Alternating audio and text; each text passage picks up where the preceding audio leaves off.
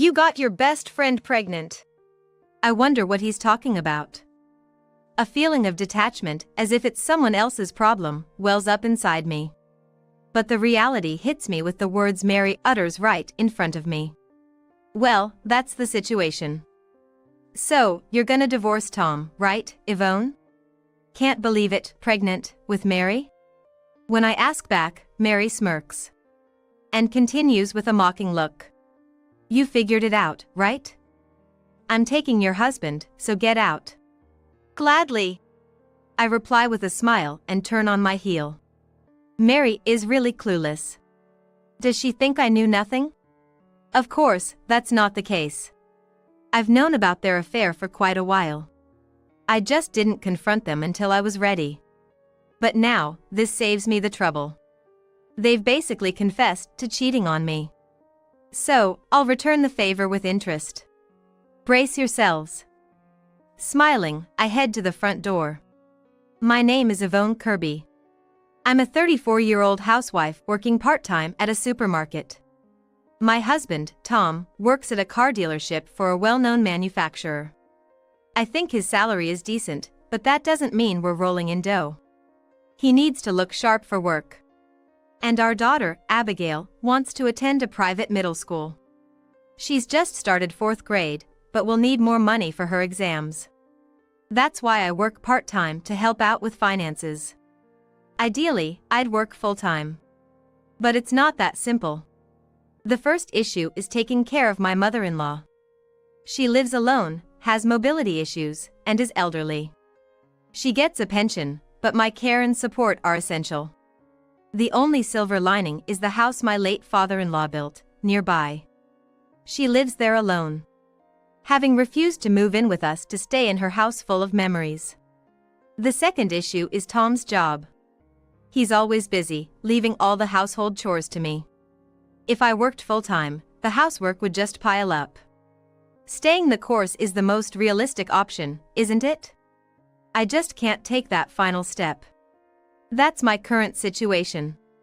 But I knew from before we got married that I would be doing the household chores alone and that my mother-in-law would need care. So, I'm not unhappy with how things are. But there's one thing I regret. Becoming friends with Mary, who introduced me to Tom. Mary and I met in college. Back then, I was pretty plain. Mary, on the other hand, was popular and quite noticeable. Sure, Mary looked good and had a likable personality. But that was just a facade. The real Mary was the worst. However, I didn't realize this until much later. Unaware, I often hung out with Mary. Yvonne, you got something on your mind? Mary would pat my shoulder lightly. I answered a bit shyly. I'm stuck on a report due next week. Is that all? I'm here for you. Let's work on it together. But, hanging out with someone plain like me, won't people start looking at you funny, Mary? I glanced around. I felt stares from people wondering why Mary was with someone so plain. I turned away. What are you talking about? You and I have been best friends since we enrolled. Mary's words caused a stir around us. Then, she gave a stern look to the onlookers. What? Is it weird that Yvonne and I are best friends? I saw a student shaking their head with a wry smile. Seeing this, Mary pulled me close and declared. We're total opposites, but we're best friends. Everyone, be nice to Yvonne. All right, got it. I heard someone say. Slowly, I started to be accepted. But it was all Mary's scheme. Mary often used the phrase, I'll do it for you. Like, I'll hang out with you or I'll wait for you.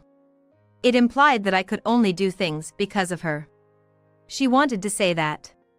I was too naive to realize this simple fact. So, I started to believe that I could do things because Mary was there. That it was all thanks to Mary. Looking back, it was all just in my head. I was just made to believe I wasn't good enough. But, oblivious to this, I spent my college years relying too much on Mary. So, when Mary asked me for a favor, I readily agreed. You're taking the car dealership's recruitment interview? I was eyeing that place too. Can you give it up for me? But I also. Come on, Yvonne. We're friends, aren't we? Comparing myself to Mary, I always felt inferior. We had similar grades, but she was better in personality and looks. I thought I'd stand no chance if we both took the exam and interview. These thoughts made me back down easily. Then, maybe I'll go for a banking. That's a good idea. You're more suited to be a hardworking bank employee, Yvonne. In the end, Mary got the job at the car dealership. And I became a bank employee. Frankly, it all went according to Mary's plan. But back then, I didn't see it that way. I thought I was lucky to get a stable bank job because I gave up the dealership position to Mary. Not long after, Mary came to me with a suggestion. I've got someone I want to introduce you to, Yvonne. Someone you want to introduce? Tom is my coworker. I think he's perfect for you. Why not give it a try? I'm sure about it. Let's meet him. Since Mary says so, it must be true. Let's meet first. I immediately thought I should meet him. After Mary's introduction, I met Tom. We started dating. And during one of our dates, Tom murmured, Yvonne, you're such a good person. I'd like to marry someone like you. Me? Really? But I can't ask you to marry me. Tom sighed. When I asked why, Tom started talking about his circumstances. He had a mother with mobility issues. Whoever he married would have to take care of her. He was worried about this and couldn't decide to marry. It's okay. I don't mind that at all. I'm busy with work, and you'd have to handle all the household chores. Are you sure? Yes, I'm sure. Leave it to me. I really did love Tom. So, I thought it was no big deal. That's why I married Tom. But my trust was betrayed. It was years after we got married. It happened when I went to pick up Abigail from kindergarten. Hannah, usually a cheerful mom friend, approached me with an unusually serious face. Hey, can we talk for a bit? Do you have time now? Sure. I'm off from work today, so I have a little time. I had to do housework and take care of my mother-in-law when I got home. But interacting with other moms is also important as Abigail's mother. So, I followed Hannah to a nearby cafe as she suggested. Once we ordered, Hannah started to talk. You see, I saw something. Our kids started eating their cakes, and Hannah shared her story. She had been going to a gym near the station for her diet. A few days ago, she saw Tom there. Hannah had met Tom at the kindergarten before, so she recognized him right away. But that's where the problem started. Tom was with an unknown woman, looking quite intimate. Hannah asked me with a stern face, "Isn't that cheating?" Cheating? No way, that can't be. I replied, trying to hide my agitation. Hannah put her hand on mine as I gripped my cup tightly. Why don't we check it out secretly? If it's cheating, we might get some evidence. The idea of checking scared me. But I couldn't just ignore the possibility of infidelity. After some thought, I agreed to accompany Hannah to the gym. On the day, I left Abigail with my mother-in-law and met Hannah in the neighborhood. We headed to the gym together. We entered the gym as trial members. Soon, Tom arrived at the gym. But he was alone. No woman, no colleagues, no friends. Hannah's just jumping to conclusions. I thought, relieved. Then, a familiar voice caught my attention. Sorry, I got a bit delayed. That voice, it's Mary. My heart skipped a beat. What were you up to? Had a troublesome customer. Kept making a fuss. Their cheerful conversation continued. Watching them, my heart ached. Feeling betrayed was the strongest emotion, followed by the shock that Mary, who was supposed to be my best friend, was involved. I took some photo, is it okay? Hannah's voice brought me back. I nodded, but honestly, I was far from okay. My mind went blank. I don't remember much after that. According to Hannah, who filled me in later, the two left the gym and went to Mary's place. Apparently, I followed them with Hannah and even took photos of them entering the room.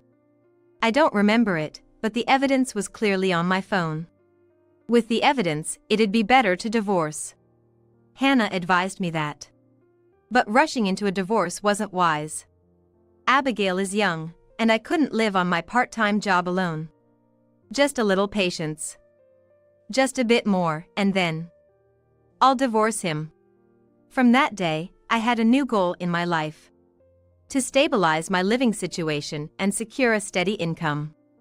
To save up, little by little, so I'd be ready for a divorce whenever it came. I focused on these two things. Yet, my heart was far from calm. Every time Tom came home with a nonchalant face, I felt boiling anger inside.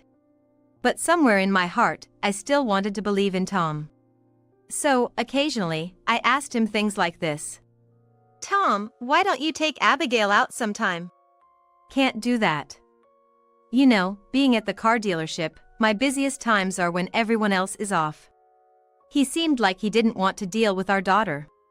Child rearing was my job. Like he was saying that. I just nodded. Okay, I see. How about visiting your mom on your days off?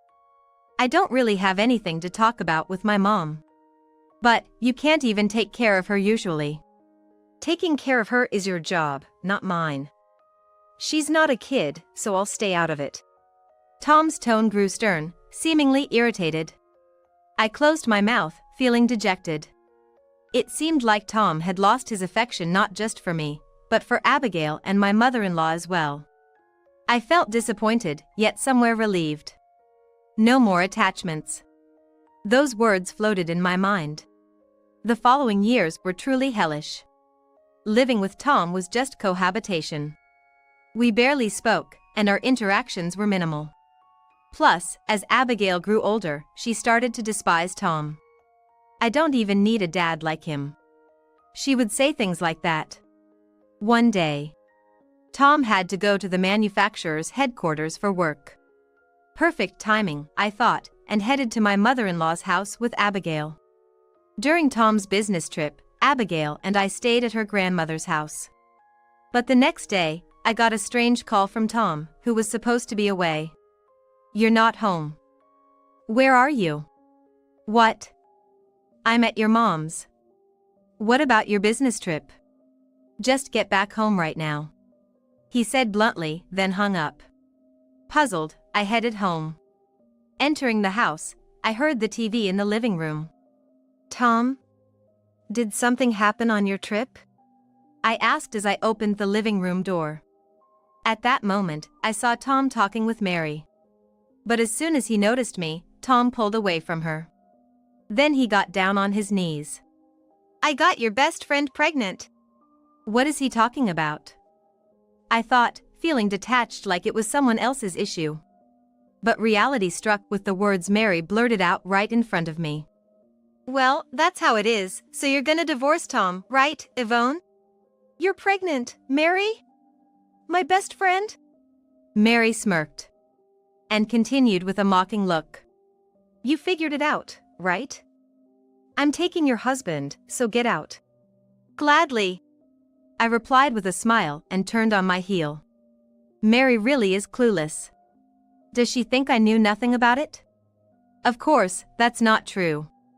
I've known about you two for quite some time. I just didn't confront you until I was ready. But now, you've made it easier for me. By confessing to your affair. Well then, prepare yourselves, because I'm going to return everything you've done to me, with interest. I said to myself, smiling as I headed for the front door. Tom yelled, as if trying to stop me. You realize we're talking about divorce, right? Are you sure you understand that? I understand perfectly. You think you can make it on just your part-time income after we divorce? Tom sneered. I sighed. Then, Tom, in his arrogant manner, offered. If you're really desperate, I might hire you to take care of my mom. That suits you perfectly, taking care of the elderly. Tom and Mary burst into laughter.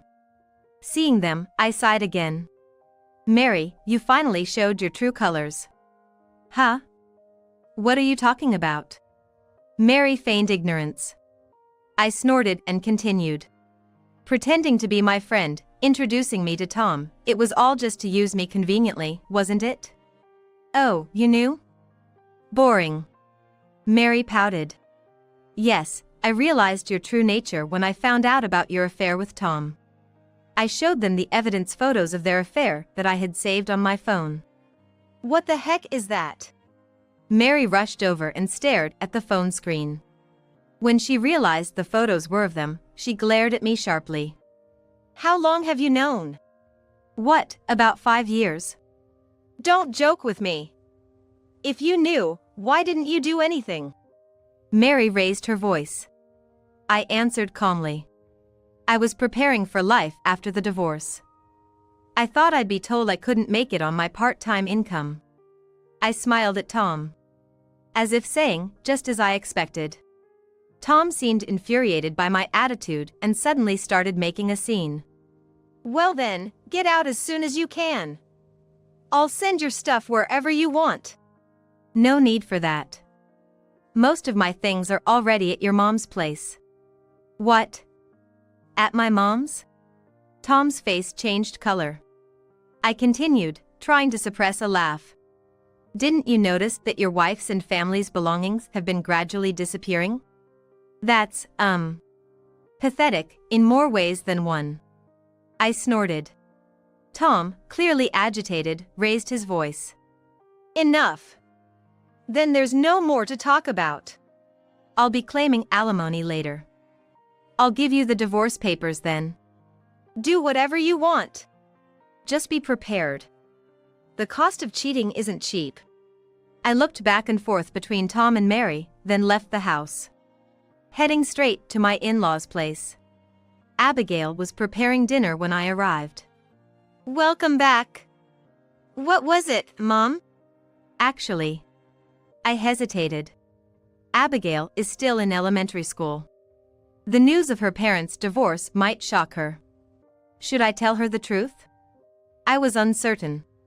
But Abigail, as calm as ever, asked, "Is it about the divorce?" If so, I'm all for it. Aren't you shocked, Abigail? I don't need a dad like him. That's Abigail's catchphrase. So, she was actually supporting the divorce. I finally realized how she felt. Abigail. I'm sorry. I've caused you trouble. I'm fine. But Grandma. Abigail glanced at my mother-in-law. Realizing, I turned to her. Mom, It's okay. It's Tom's fault, isn't it? Well, yes, but... I averted my gaze. Then, my mother-in-law patted my head. So, you moved things along because you saw this coming? Yes, but what about you, Mom? It's fine. I've made up my mind too. My mother-in-law smiled warmly. I felt a sense of relief. And at the same time, tears started to flow. I had actually been encouraging her to consider moving into a care facility. It wasn't that I didn't want to take care of her. It was to ensure she wouldn't be in trouble when I got divorced. So, I was glad she was positive about moving into the facility. We had already been making progress with the arrangements. All that was left was to get her consent. Then, I'll proceed with the care facility arrangements. Please do. My mother-in-law nodded firmly. The next day, I began handling various procedures. Looking for a new place, finding a lawyer, there was so much to do. Especially finding a house for Abigail and me. Comfort was key. I visited several real estate agents. 3 days later. As I left a real estate office, my phone started ringing. Who could it be? Hello? The moment I answered, a loud voice blasted through. How many times do you think I've called you? Mary. I instinctively pulled the phone away and murmured. Yes, it's me, Mary. Where are you? At a real estate office. Why? As I asked, Mary's voice got even louder. Real estate? Looking for a house with stolen money, are you? Stolen, what are you talking about? Don't play dumb. The passbook Tom gave me was empty. I tried to calm my breathing. And I revealed the truth. The account was empty from the start. We were always struggling financially. Don't lie. Tom's company pays well. There's no way you had financial troubles. Mary's loud voice hurt my ears. I brought the phone back to my face and continued. Well, no matter how good the salary, supporting a lover as well would naturally drain it. What do you mean? You still don't get it? That's why. I patiently explained it to her. Actually, Tom had been splitting his salary into two parts. One for supporting our family. And the other for spending on Mary. It looked like about 70% was for us, and the rest was used for Mary. I found out about this after I discovered their affair. Wanting more evidence, I hired a professional to investigate. That's when the salary issue came to light. When I told Mary this, she raised her voice in disbelief. What? You lived on 70% of his salary? That's impossible. Stop lying. That's why I was working part-time. But that's... Mary stuttered. I pressed on. So, there's no money left. But you must have some. Give it to me then. Her audacity was astonishing. But I couldn't just let it slide. I only have what I earned myself. If you have a problem, I'll add it to the alimony. Add to it? Yes, the alimony I'll demand from you as the mistress. I was thinking of the usual amount, but since you're complaining. I was cut off as the phone call abruptly ended. After that, Mary didn't answer any of my calls. She must be reflecting, I thought. But it seemed not. The next day, Mary called again. As soon as I answered, she started yelling. Where did you hide her? You don't answer my calls, and now what are you talking about? That woman. Where did you put her? Who was she talking about? Surely not Abigail. What did she mean? As I pondered, Mary couldn't hold back and shouted. Tom's mother. She's got money, right? She's not at home. Where did you hide her? Oh, you mean Mom. Where is she? Tell me. Mary screamed. She seemed quite desperate. Realizing she was planning to ask my mother-in-law for money, I firmly refused. Sorry, but I won't tell you. Why not? She's got money, right? If not, sell the in-laws' house. Mary's greed was on full display. She talked about taking my mother-in-law's money. Or, failing that, selling her house. To get the cash. She repeated this several times. Sighing, I asked Mary. You sure you want to discuss this with me? Doesn't matter. Once the divorce papers are in, you're just a stranger. That might be true. But what if I told my mother-in-law about her plans? Mary seemed unable to even consider that possibility. Had they been squandering that much money? I was baffled. But then, I reconsidered. It's too much trouble, so I'll tell you about my mother-in-law. You should have confessed from the start. Where is she?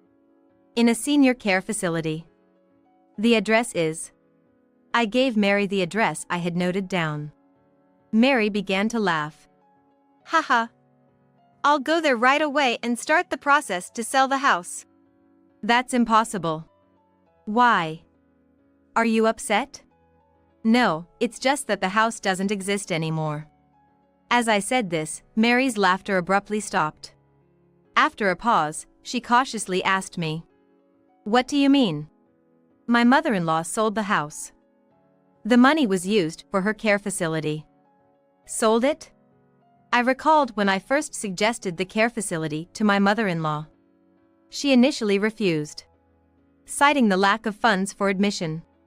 That's when I proposed selling the house. She hesitated but eventually decided to sell. We didn't want Tom to catch on to our plans until I brought up divorce. So, she continued living in the house, paying rent until our divorce discussion started. And now, here we are. So, she doesn't have any money left? That's right. This is your fault. Don't forget this. With a scream that sounded like the death throes, Mary hung up the phone. Anyway, she must have given up by now. Let those two do whatever they want.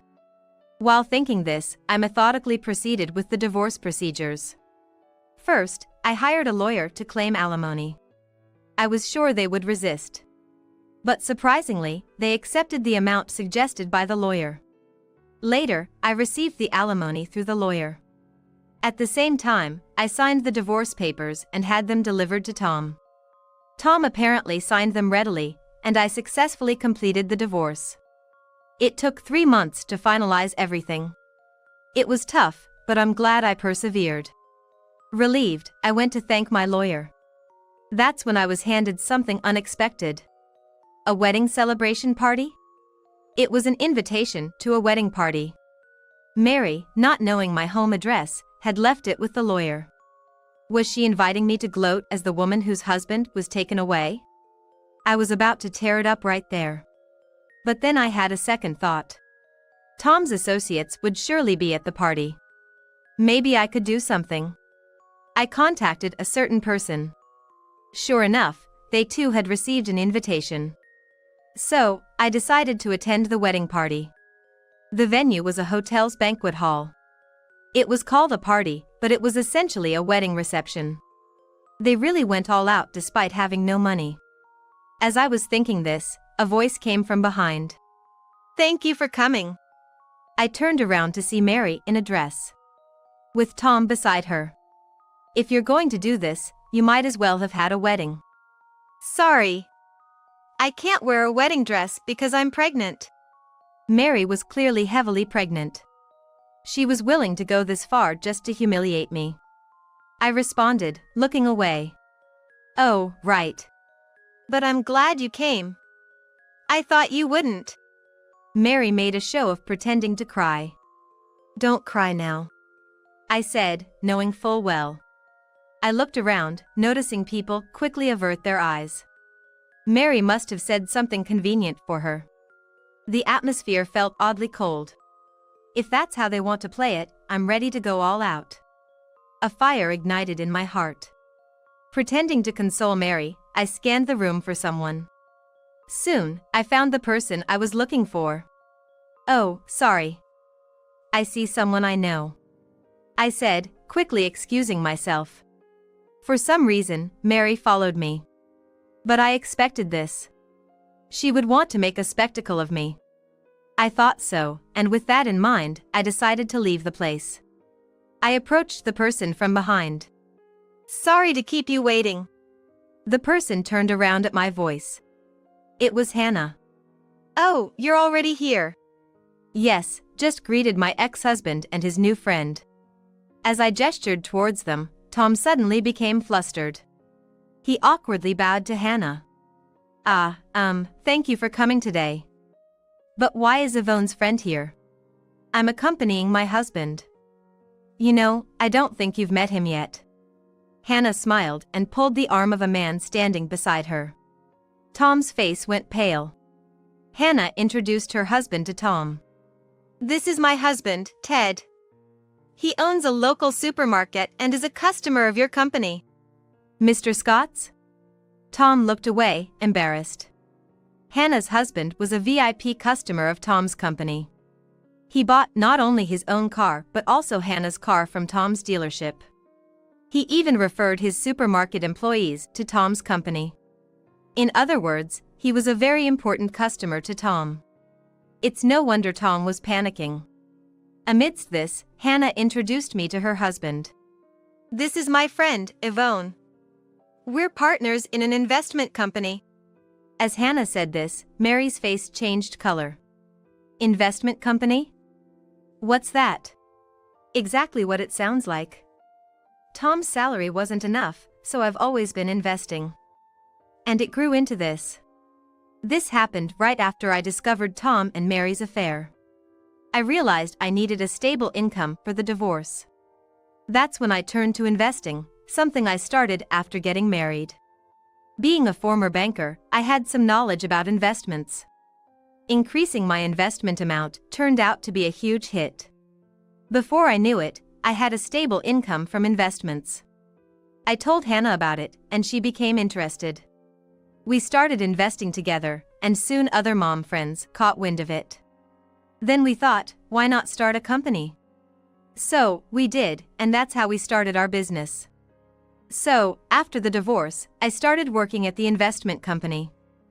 I have a good income now, and I'm glad I got divorced. What do you mean? How about you? Did you manage to get the money? Mary looked away, obviously upset. I continued with a smile. Well, you must be in a tougher financial situation now. Eh? Because Tom is in such a state, right? I pointed to where Tom was kneeling. Apparently, he had been scolded by Hannah's husband. I'm sorry. My affair caused all this. I'll be honest from now on, please continue doing business with us. Tom was desperately apologizing. But Hannah's husband ignored him. In the end, Tom was left in the lurch. After losing an important client, he became an outcast at work. Talked about behind his back by bosses and colleagues. Unable to bear such a life, Tom resigned. Meanwhile, pregnant Mary pressed Tom for a divorce. But being pregnant, she couldn't work.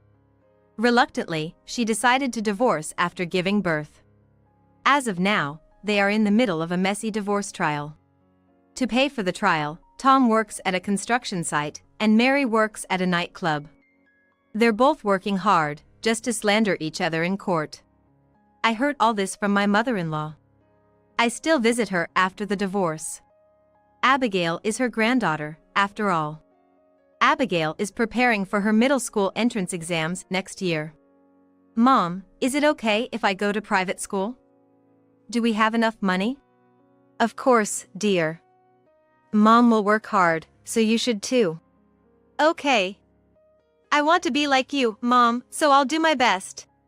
Abigail gave me the strength to keep going. I met my true friend, Hannah. My happiness is all thanks to Abigail. I'd do anything for her. That's how strongly I feel.